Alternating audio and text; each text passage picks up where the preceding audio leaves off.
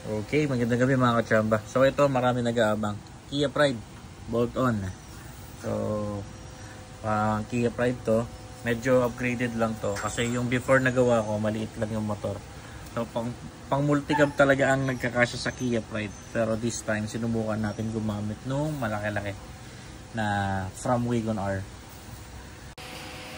So, hopefully magkasya to mga kachamba. Kasi konting background lang sa Kia Pride. Sobrang sikip talaga kabitan dahil dun sa air conducting sa ilalim.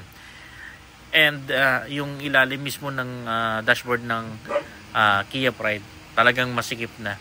So buti na lang yung team ko ang ginawa dito sa bracket ng module is pwedeng i-move. Kung ang mag-alangan to, pwede naman balikta rin tong angle.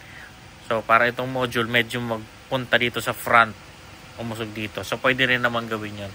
So ginawa natin medyo adjustable since na trial ulit ito na pang Kia Pride. So kung maging successful ito, i-mass produce natin para mas marami tayong ma-supplyan at magkaroon ng power steering.